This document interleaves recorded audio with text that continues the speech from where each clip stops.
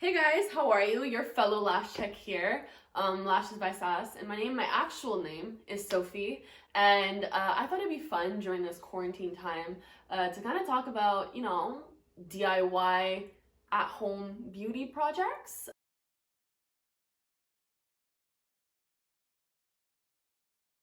I've actually been seeing a lot of DIY beauty videos, people cutting their hair, dyeing their own hair, going bald, and I thought it'd be fun to kind of do a reaction video on at-home DIY lash extensions because during this time we're all trying to look a little bit cute, and right now if you had eyelash extensions, or your last refill was like 4 weeks ago, then you're probably looking a little bit bald right now, So I thought it'd be a little bit fun to kind of, for your entertainment, purely entertainment, I'm not trying to be rude out here, to film myself do a reaction video on one of the most popular DIY at-home eyelash extension videos. So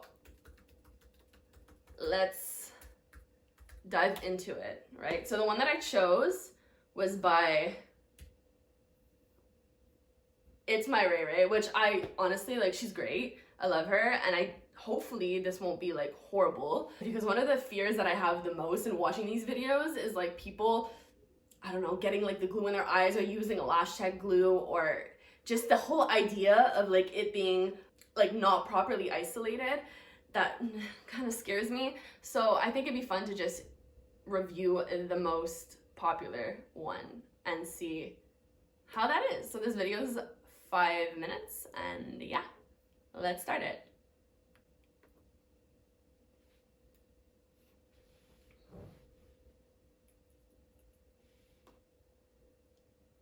Okay, so there's a warning. At least there's a warning, right? I mean, let's be real, there might be a lot of harm even if there is caution. Hey guys, I'm back with a new video, and I'm gonna show you how I do my at-home eyelash extension application. In this shot are my natural lashes. I have absolutely no lash extensions on. Yes, I need my brows done. I know. The lash extensions that I'm gonna be using Okay, girl. Okay. The girl is using Ardell individual wispies, and I already know, or I have a feeling, that she's gonna put a semi-permanent glue on. Okay, so one of the issues with these individual lashes is how there's like that little glue tip at the end, right? When you have like, when you make a fan, which is kind of like the bunches of lashes, like a professional eyelash technician is not gonna have like that little bulb of glue at the end, and that little bulb of glue is actually pretty thick for a natural lash. So it might weigh down your eyelash extension. And what I honestly expect to see here is that that little bulb of glue is going to glue onto several natural eyelashes, which we'll see what happens. Ardell, and they're the individual starter kit, and it actually comes with the glue and the remover. And I brought extra eyelash packs just in case, because you always want to make sure you have enough, because then sometimes you might finish one eye and go to the next and you don't have enough for the next eye and you look crazy. What's cool is it also comes with the tweezers to apply the lashes, so it basically comes with everything that you need. What I like to do is first begin with taking a spoolie and just brushing out any clumps I may have in my natural lashes, just to straighten them out, especially for my girls who have curly eyelashes. The first row of lashes I'm going to use are the medium length. Now I'm just going to take my glue and dip the cluster into the... Look how much glue there is. Like, that's a lot of glue. Like, that's alarming. If you have that much glue and you put it on one natural eyelash, the chances of it touching other eyelashes and getting stuck are so high. I'm kind of happy that she has the remover though, because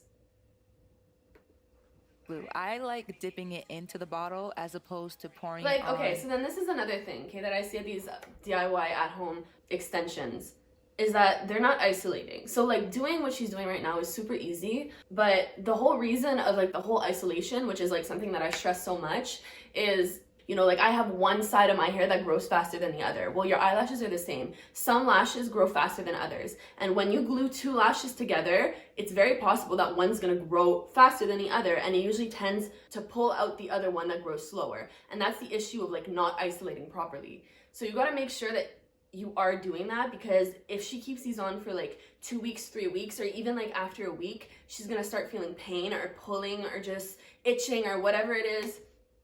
And I've been through it. It's not fun. And like, that's something that I hate. So I would hate that somebody has to go through that. But if you're down for the pain, honestly, like the end result kind of looks nice. I don't know, some plastic and dipping the lash in, because I find that the glue dries quicker and you want the glue to be fresh so that it really sticks to your lash. Now, when you have the lash. Okay, but like, yo, 3 weeks? Like, it says 3 weeks. That's kind of, that's alarming to me. Yeah, it's definitely pulling out your natural lashes. And when your natural lashes get pulled out prematurely, and they're tugged on, that could lead to long-term lash loss. Put the glue on it, you want to try to get as close to your lash line as possible and place it on your natural lashes.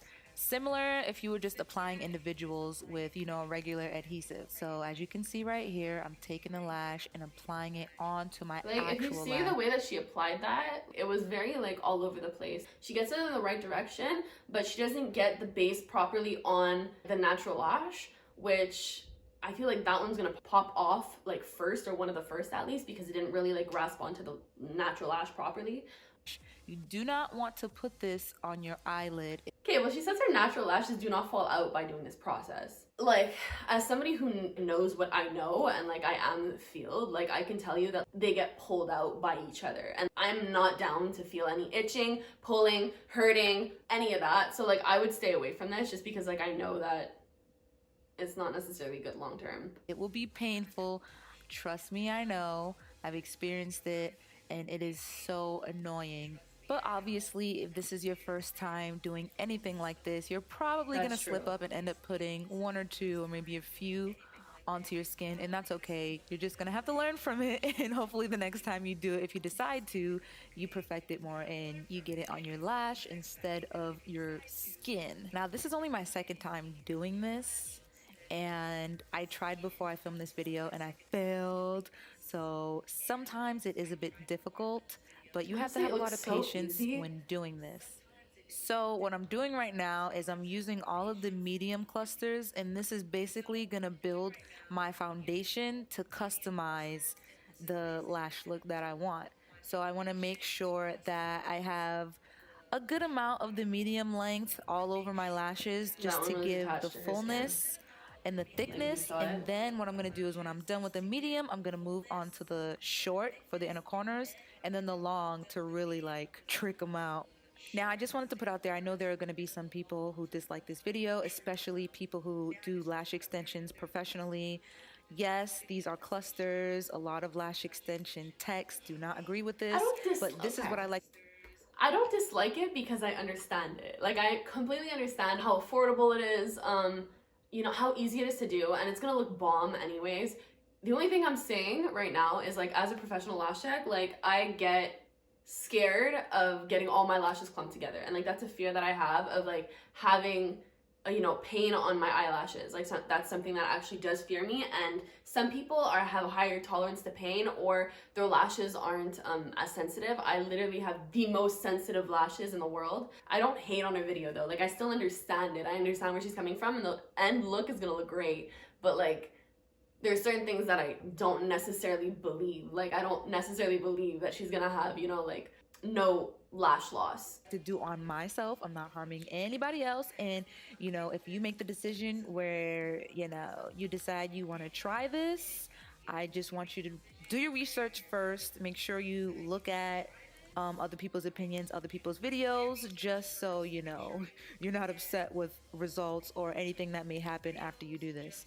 So I'm going back with the short eyelashes that I mentioned before, and I'm gonna put like one or two in the inner corner, just so that it's not only one length all over my eyelashes. And what I like to do is use the back of the tweezers just to push it up and make sure the glue is adhering to my natural lash. And now I'm gonna move on to the long eyelashes. So now I'm just gonna take these long ones and apply them basically on any gaps that I have that are still exposing my natural lashes, and layering them on top of the medium. And this is going to give you that pretty wispy look. Now you can just put a few of the long ones on and then be done. That can just be your eyelash look. Don't mind the the lash on the outer corner. I end up fixing that, but I couldn't tell. You want to use a magnified mirror. Also, when you're doing this, I left mine at home, so I had to use a regular mirror, which was a struggle. But make sure you use a magnified mirror just so you can see up. What I'm thinking about right now is I'm like, how, like, how is your eye, like, what I'm thinking about right now is how is your eye still open if you have chemicals and like such high fumes close to your eyes?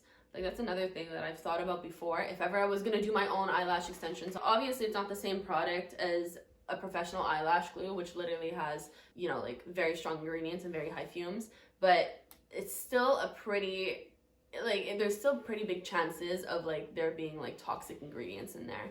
And your eyes are open, and you know, you don't know what's gonna come out in the next 20 years about these products. Like, there's a lot of like unknown in doing your eyelashes in the whole glue part. Close where you're applying the lashes. So you could even stop right here and be done. But you know me, I gotta go ham and be all dramatic. So I went back and finished both of my lashes.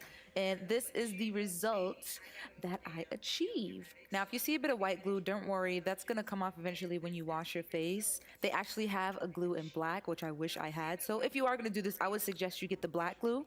And then what I like to do is just take my Right. spoolie and brush it out a bit. And this is the finished result.